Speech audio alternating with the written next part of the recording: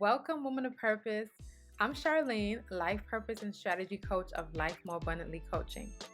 I help women who feel disconnected, purposeless, unfulfilled, and stagnant reconnect with God and the woman she was created to be in order for her to begin doing the things that she was called to do and live the more abundant life that she was already destined to live.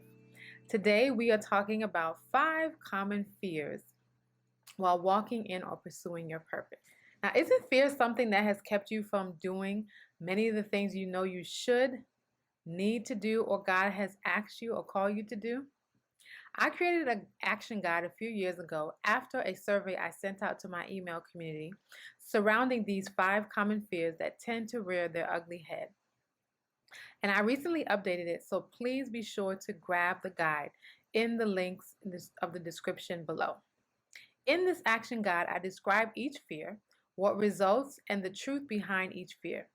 It's designed to help you address your mindset surrounding these fears and then practically take action to begin conquering each fear that may arise through some very specific action steps. So let's talk about each fear briefly here and address what each one sounds like in your head, what happens as a result of this mindset, and the truth behind each fear. Here's the first one. Fear of inadequacy. What does this sound like in my head? Am I enough? Do I have what it takes? Do I measure up? I can't be like so and so.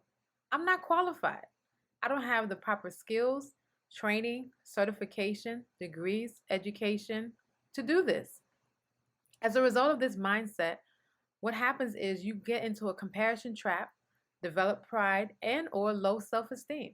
The flip side is you can also begin to put yourself down and fail to see your incredible worth and the contribution that you have to this world just by being alive. But here's the truth, woman of purpose. We will never feel fully adequate. Emphasis on feel, because feelings are fickle, right? So what do I do? Recognize that there is danger in feeling too confident, which can lead to pride and independence. You begin saying things like, I don't need help, or I don't need Christ. Well, let's be honest, we can do nothing apart from Him anyway. There will always be someone who writes better, sings better, speaks better, leads better, teaches better, coaches better, does something better than you. You must know what your unique factor is. What makes you you? Seeing your worth and acknowledging it will lead you to act accordingly. Here's the second fear. Fear of failure. What does this sound like in my head? Will I make the choice to persevere and press through? What if I do it wrong? What if I make a mistake? What if I mess up? What if it doesn't go the way I envisioned or wanted it to go? This mindset and what results is you become paralyzed. You don't step out. You don't try. You continue to live in your comfort zone. And you never grow. You never become who you could be. But here's the truth, woman of purpose. Failure is only failure if you didn't try. Okay? It is important to learn to take a different approach to failure and define it differently. Life is all about taking risk.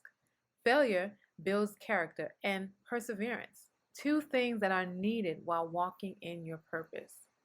Okay? So, what do? Ask yourself, how will I redefine failure? What have you learned from the experience? What would you not have done or thought of differently had you not have gone through this failure? Fear of rejection. What does this sound like in my head? I can't put myself out there. My family and friends support me, but what if others don't? Is anyone else going to affirm me? What if people don't receive what I have to say or am doing? What if when I ask for help or reach out, they don't respond or they say no? I don't have the courage to reach out to people who are going to help me in pursuing my purpose. Does this sound familiar? As a result of this mindset, you don't ask for help. You get stuck. Doubt seeps in. You can begin to feel inadequate and alone. And you don't even try. But here's the truth, woman of purpose. It is human nature to want to be accepted.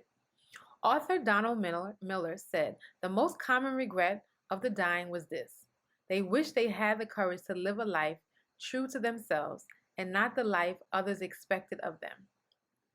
A part of living true to yourself means that everyone isn't going to accept you or support you, even family and friends. You have to become okay with this. Rejection also teaches us perseverance and how important it is to love and accept you always, no matter what. Rejection also gets you one step closer to your yes. So, what do? Decide that you are going to live your life true to yourself, no matter what. The fourth fear, fear of the unknown. What does this sound like in my head? I'm a planner. I need to know what's going to happen next. I need to find out all the details. I don't like to go somewhere or do something that I'm familiar with or I don't know how to do. As a result of this mindset, there is a struggle for control. And instead of feeling more free to move forward, you get stuck. Ever heard of analysis paralysis? You become stagnant and overly stressed. You become unwilling to try anything new or step outside of your comfort zone. And thus, you don't even give yourself a chance to grow. But here's the truth, woman of purpose.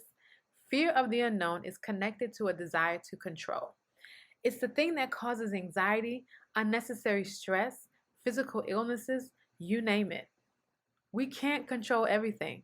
In fact, we only have control over ourselves and our response. Sometimes the more you try to control a situation, the more you begin to feel out of control. Can I get an amen? So what do? Think about the areas of your life where you desire to have freedom most. Take a deep breath in and let it go. Here's the last fear. Fear of sacrifice and surrendering. What does this sound like in my head? I simply don't want to. I don't want to sacrifice my own time. I don't want to give up what I want. I may have to leave some people or habits behind. I'm not ready to give up that. I'm not ready to give up my sleep, my me time, control, hanging out with others, etc., etc. As a result of this mindset, you never know what or who you could be. You continue down that same comfortable, secure, and safe path, and you never really truly experience true freedom. But here's the truth, woman of purpose. Some of the greatest rewards come from sacrifice and stepping out in pursuit of your purpose. Now, I won't lie to you. Sacrifice and surrendering is costly, but the benefits and who you become in the process are well worth it. The cost of sacrifice boils down to this: pay now or pay later with interest, right? So what do? Recognize that it always ends up being more expensive if you delay and decide to pay later. Don't think about what you will lose, but what you are gaining in the process. That's what's most important. So let's recap. Here are the 5 common fears you may encounter while walking in or pursuing your purpose that we covered here today. The first one, fear of inadequacy. The second one, fear of failure. The third one, fear of rejection. The fourth one, fear of the unknown. And the last one, fear of sacrifice and surrendering. Now that you begin to identify and take action on conquering some of your fears, it's time to develop a strategy so you can continue moving forward in your purpose. I offer a free 30-minute strategy coaching session, and you can click the link below to sign up today, or you can visit my website at www.lifecoachcharlene.com.